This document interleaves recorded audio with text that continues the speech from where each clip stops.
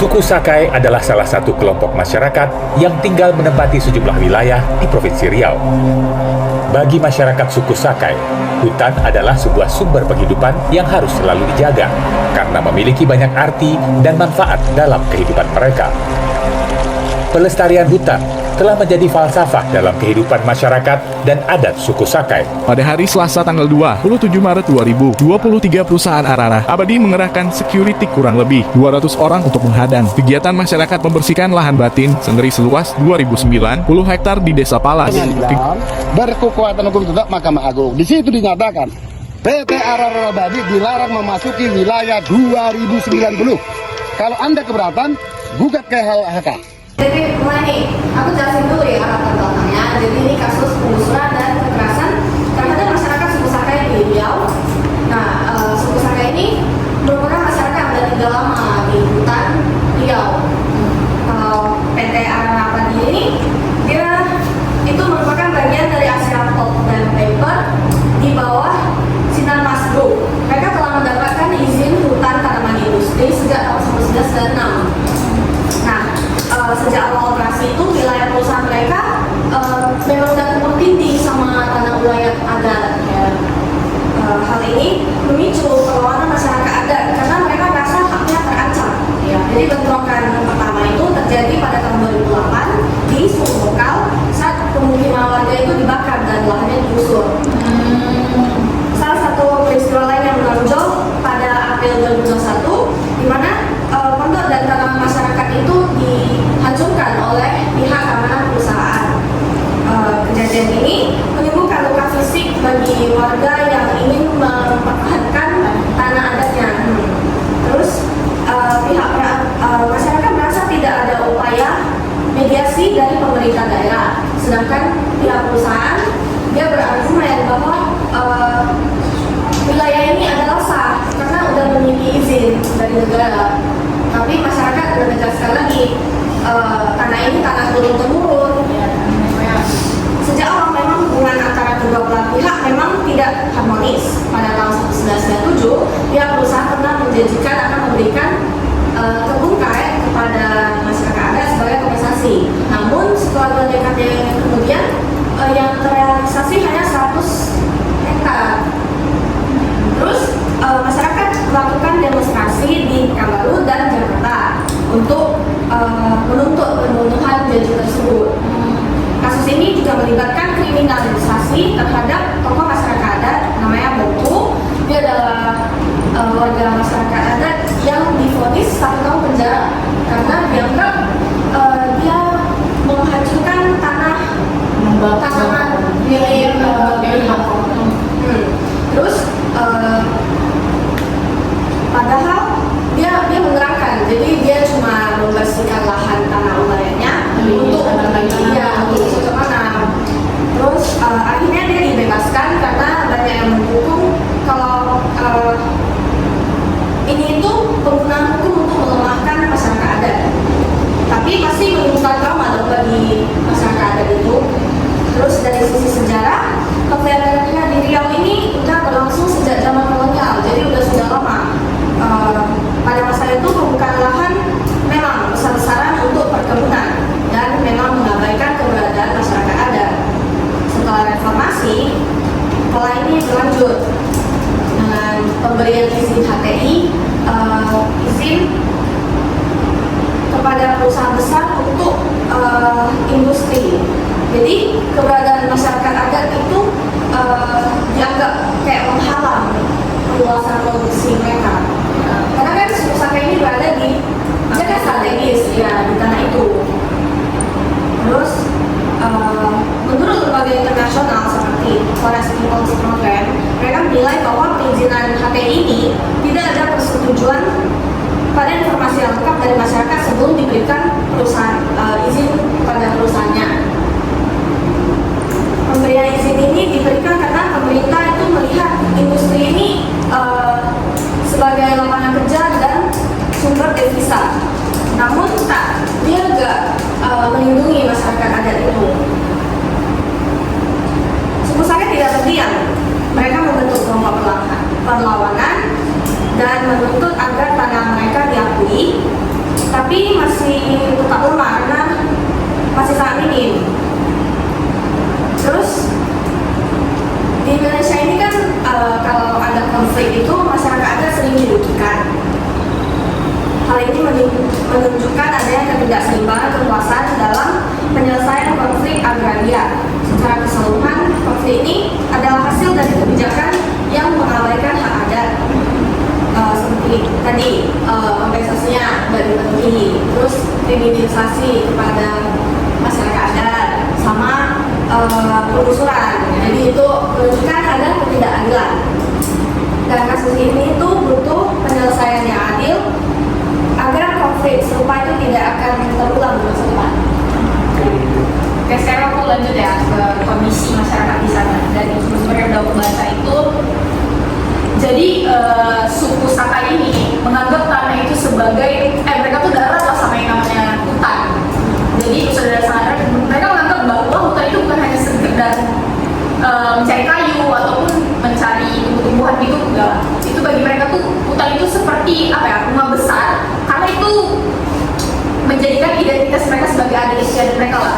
Nah, jadi mereka di sana tuh bisa mendapatkan makanan, menghasilkan makanan, obat-obat tradisional, dan juga biasanya tuh kalau misalnya ada upacara adat itu juga diacarain di sana. Nah, terus karena ada permasalahan perusahaan besar seperti PT Ararabadi masuk ini, akhirnya itu otomatis menjadikan ruang lingkup kehidupan mereka tuh jadi semakin kecil. Itulah permasalahan-permasalahan. Ada banyak nih masalahnya. Bisa kita bahas mungkin dari segi ekonominya ya. Segi ekonominya itu ada yang aku bilang, hutan itu udah kayak sumber kehidupan mereka ya. Sumber kehidupan mereka yang artinya ini tuh udah nggak bisa karena dari itu tuh nih aksesnya, yang dimana mereka ini bisa ngambil bahan dari hutan untuk dijual lagi, tapi udah nggak bisa nih. Akhirnya mereka terpaksa buat kerja jadi buruh di perusahaan itu. Tapi masalahnya itu kerjanya itu nggak tetap, belum lagi gajinya itu nggak layak. Jadi banyak ada juga yang jadi buruh harian. Jadi kalau misalnya mereka nggak dipanggil ya otomatis mereka ada penghasilan kan. Nah jadi banyak juga tuh warga-warga di sana tuh yang keliling utang lah buat memenuhi kebutuhan mereka sehari-hari. Nah terus bisa juga kita lihat dari adat istiadatnya lah, segi adat istiadat atau adat sosialnya. Yang dimana anak-anak muda ini mereka ini udah pada merantau nih ke kota untuk bekerja. Akhirnya jauh lah dari leluhur adat mereka lah. Ya akhirnya nilai budayanya itu pasti makin lama makin terkikis dong, ya kan? Makin terkikis, terus semakin terkikis, jadinya budayanya ini kayak apa ya? Mulai kurang gitu. Iya, makin lama makin hilang. Nah, terus kita bisa lihat lagi dari segi ada juga nih permasalahan keluarga. Nih, yang kalian tahu kan tadi, yang tadinya mereka nggak perlu beli apa-apa buat makan, mereka udah bisa ngambil dari hutan, ini udah harus lagi kan, otomatis semuanya mereka harus beli, gitu kan. Nah akhirnya yang tadinya cuma seorang ayah yang bekerja, anak dan istri pun ikut bekerja untuk memenuhi kebutuhan sehari-hari, ataupun mereka bisa berhutang lah untuk memenuhi itu semua. Terus juga ada yang sekitar dari lingkungan kehidupannya. Lingkungan kehidupannya itu tanahnya hutannya udah nggak ada nih kan. Hutan nggak ada, terus mau berburu juga binatangnya udah makin sedikit, ya kan? Makin sedikit, terus juga obat-obat tanaman obat mereka juga udah nggak ada. Bahkan ada asap kebakaran hutan, itu udah jadinya kayak rusak lah. Mau gak mau mereka ya bukan kehilangan tanah juga, tapi mereka terpaksa nih tinggal di situasi atau di lingkungan yang nggak sehat ya. Terus juga ada dari segi psikologis kayak tadi disebutin sama dia, kan ada masalah penganiayaan ya, penganiayaan dimana mereka nih setiap hari merasakan ketakutan kayak ya rumahku bakal digusur nih, rumahku bakal diambil, aku mau tinggal di mana nih.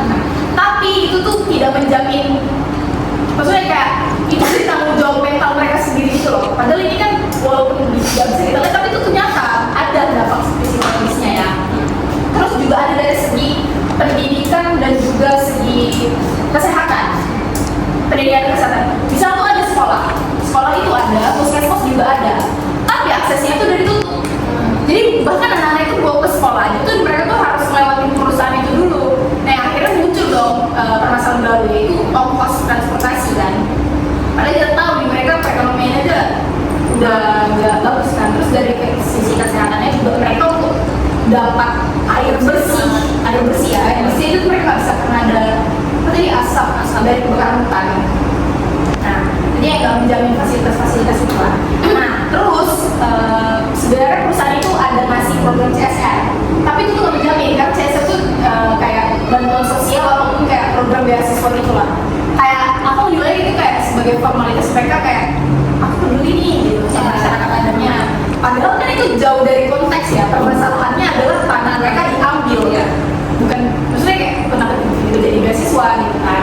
Nah terus juga suku Sakai ini tidak apa ya, mereka ini tidak diam aja kan. Jadi mereka tuh udah pernah juga kan aksi demo, udah pernah lakuin mediasi juga udah pernah, terus juga ada yang melakukan ke jalur hukum juga udah pernah. Cuman status tanah mereka tuh lemah. Jadi kayak mereka udah berjuang sekeras mungkin pun ya hasilnya masih kosong gitu. Nah peran pemerintah itu ya ada sebenarnya, peran pemerintah tuh ada. Cuman masyarakat Sakai ini menganggap mereka ini berjuang sendiri untuk menghadapi perusahaan-perusahaan besar gitu. Oke, kondisi sana. Kalau dari yang tadi Marina sama dia bilang itu sebenarnya iya memang iya tuh. Kenapa dibilang peran dari pemerintah itu ada, tapi masyarakatnya berjuang sendiri? Karena di sini itu sebenarnya ada undang-undang yang mengatur dan bahkan melindungi mereka sendiri gitu. Tapi sebenarnya ya selain yang kita tahu gitu loh, dia cuma peraturan yang tertulis tapi tidak dilaksanakan secara maksimal. Di lapangan tuh nggak ada penerapannya gitu loh. Jadi kalau dari yang aku dapat ya ini ya, aku ada baca nih beberapa dari kasusnya gitu loh. Itu ada dari Undang-Undang Dasar 1945 itu di pasal 18B itu ayat kedua, di mana negara mengakui dan menghormati kesatuan masyarakat hukum adat beserta hak-hak tradisionalnya. Jadi di mana di sini kan udah ada kayak peraturan yang dimana masyarakat itu sebenarnya harus dihargai dan kita juga harus menganggap tuh mereka ada gitu loh. Dan bisa kita lihat di sini masyarakat itu bukan gimana ya, bukan ada secara sosial, tapi juga keberadaan mereka itu harus diakui secara hukum gitu loh. Dan di pasal 28I ayat 3 itu ditegaskan kalau identitas budaya dan hak masyarakat tradisional itu harus dihormati dan selaras dengan perkembangan zaman, dimana yang kita tahu sekarang kita nih udah modern gitu loh, tapi mereka masih di sana gitu. Kenapa mereka nggak keluar? Tapi karena itu tanah punya mereka gitu loh. Mereka terus melestarikan budaya secara turun-temurun dan mereka menjaga tanah mereka itu loh. Terus juga bisa kita lihat ya dari dua pasal ini itu udah jadi kunci utama kalau hak-hak adat itu bersifat konstitusional, tapi sayangnya itu ya kayak yang tadi awal bilang, dimana implementasinya itu masih kurang gitu.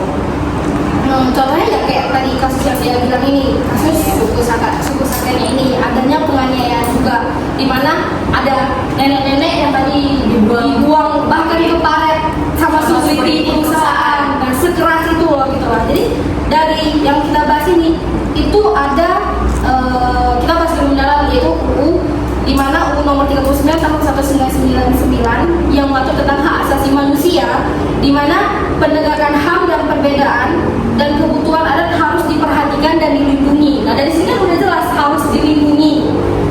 Dan di ayat kedua itu juga ditegaskan kalau hak masyarakat hukum adat itu untuk melestarikan budaya yang harus dijaminkan. Kenapa mereka bersikokoh kalau itu mereka bilang itu tanah mereka ya, karena mereka disitu menjaga gitu. Dan dari tanah masyarakat hukum adat ini itu bukan cuma semena-mena tentang kasus tanah, tapi ada juga HAM di dalamnya, ada orang di dalamnya yang berperan di dalamnya itu loh. Nah dari UU ini memposisikan masyarakat itu sebagai subjek yang punya hak khusus, di mana penggusuran, kriminalisasi tokoh adat itu kayak itu tadi dia mention itu adalah salah satunya kayak Pak Bongku tadi yang kena hukum sampai 1 tahun itu sebenarnya kalau kita lihat dari UU HAM ini itu sangat bertentangan jauh, dimana tindakannya ini tuh sebenarnya kekerasan fisik, terus juga ada pembatasan akses wilayah kayak tadi kayak PT-nya itu kan ngambil alih lokasi mereka itu kan, jadi ada pembatasan. Nah sebenarnya ini kalau dibawa ke UU HAM itu sebenarnya adalah pelanggaran HAM yang sangat berat juga gitu. Dan perlu kita ketahui di sini sebenarnya UU itu ada, tapi memang penerapannya kurang. Dimana kita di sini harus menegaskan kalau sebenarnya UU itu nggak boleh cuma sebagai tertulis di atas kertas putih, tapi harus kita implementasikan juga kepada kita semua gitu. Dari aku sih segitu sih kalau untuk dari peraturan-peraturan yang aku ada ya. Tapi menurut saya dari analisis kasus konflik antara suku Sakai dan PT Arara Abadi dapat dapat dilihat dari sudut pandang hak konstitusional UUD 1945 telah memberikan jaminan yang jelas terhadap keberadaan masyarakat adat dan hak tradisional mereka. Namun, kenyataan di lapangan menunjukkan adanya pelanggaran terhadap jaminan ini.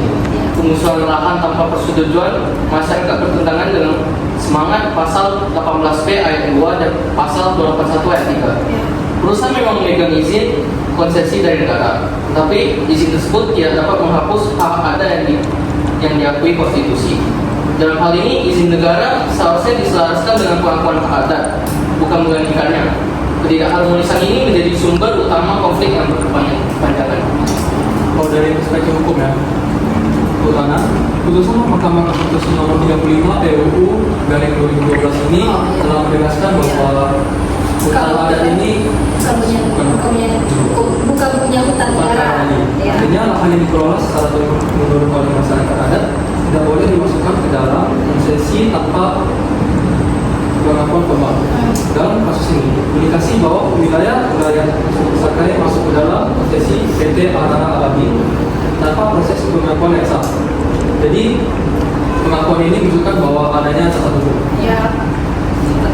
Administrasi. Tapi dari yang tadi Silvana ngomong, dari sudut pandang hak asasi manusia, tindakan kekerasan fisik dan pembatasan atas akses terhadap lahan dapat dianggap sebagai pelanggaran hak. UU Nomor 39 Tahun 1999 tentang hak melarang diskriminasi terhadap masyarakat adat. Kasus diskriminasi tokoh adat seperti Bongku menambah dimensi pelanggaran HAM dalam konflik ini.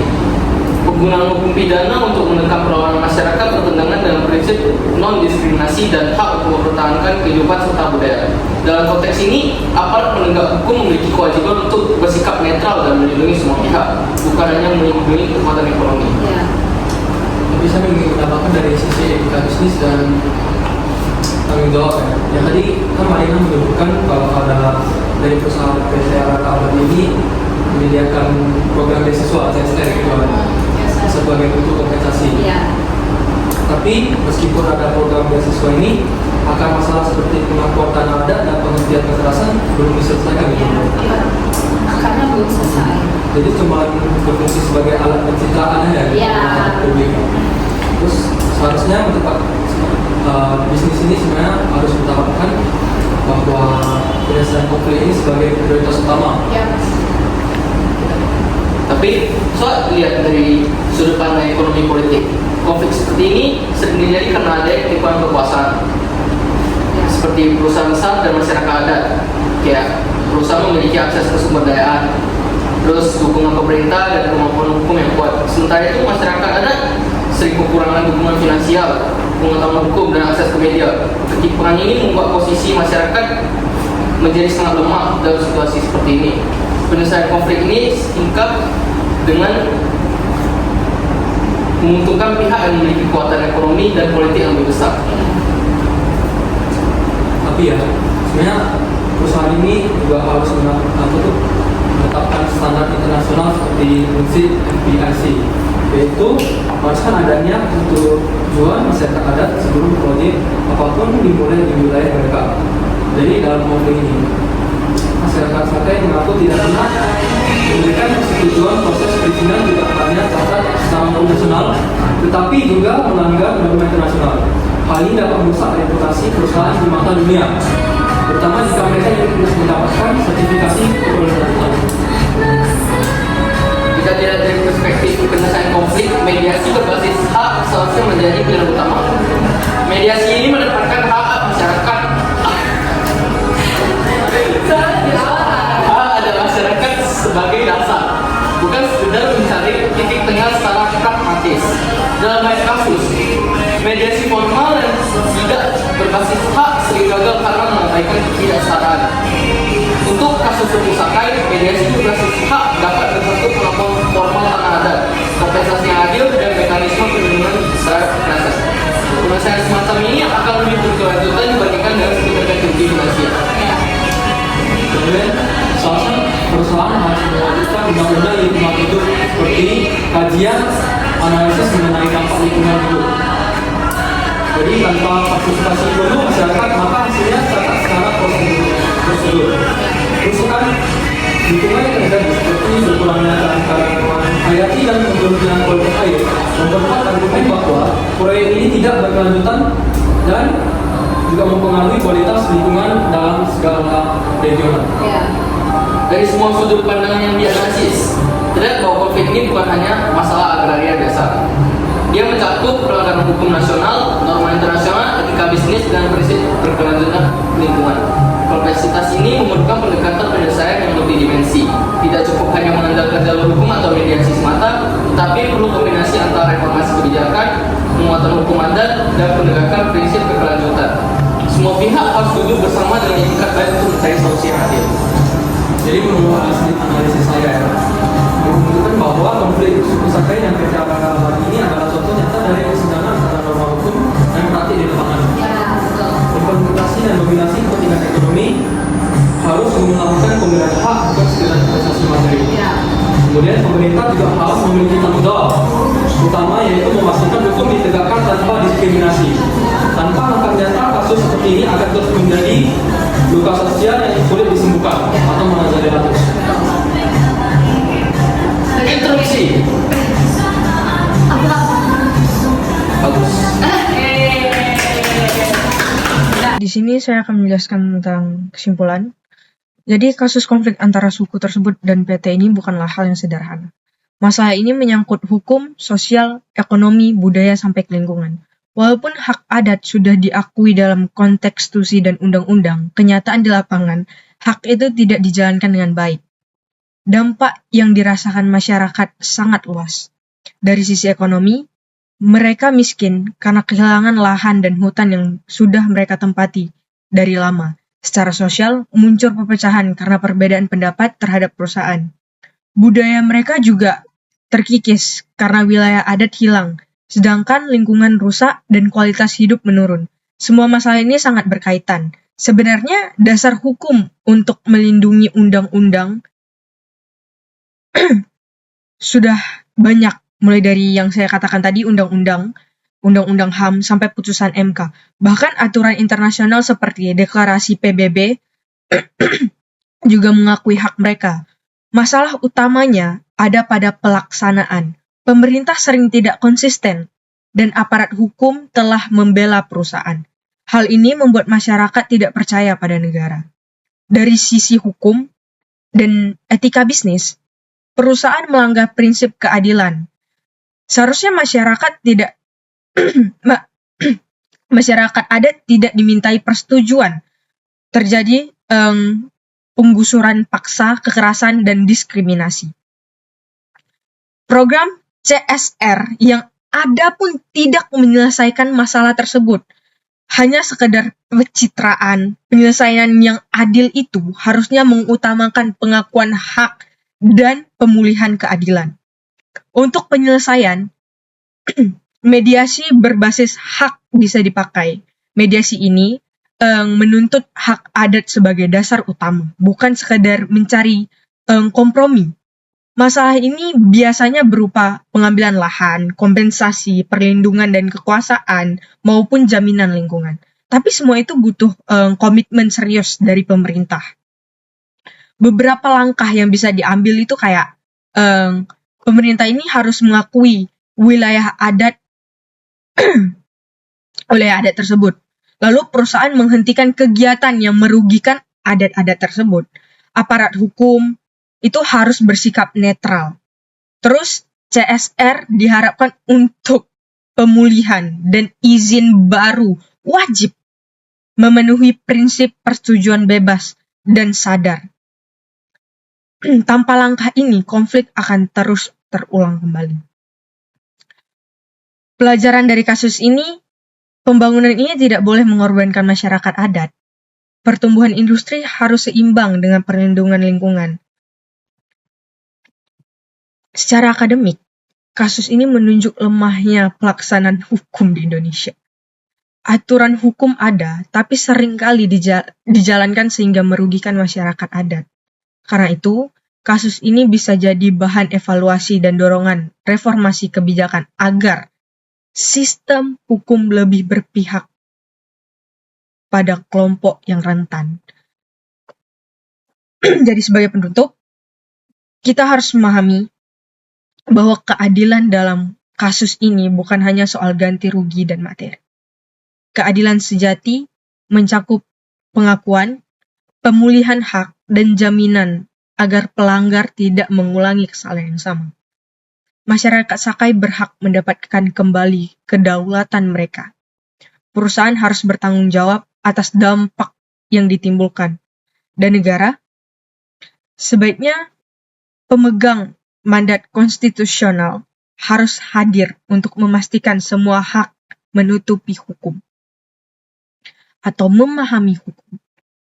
Demikian rangkaian pembahasan kita tentang konflik ini dari perspektif hukum, sosial, ekonomi, maupun etika. Semoga kajian ini memberikan gambaran yang jelas tentang kompleks masalah ini dan pertimbangan penyelesaian yang adil. Jadi, mari kita jadikan kasus ini sebagai pengingat bahwa hukum harus berpihak pada keadilan dan kemanusiaan. Dengan kesadaran dan komitmen bersama, kita mencegah konflik secara baik. Terima kasih atas perhatian kalian. Wassalamualaikum warahmatullahi wabarakatuh.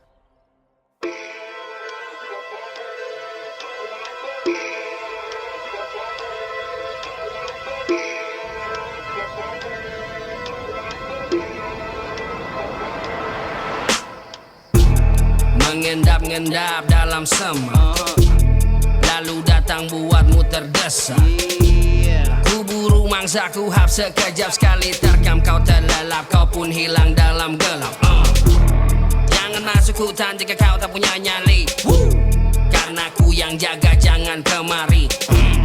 Raja rimba lindungi tiap senti, karena sejak dulu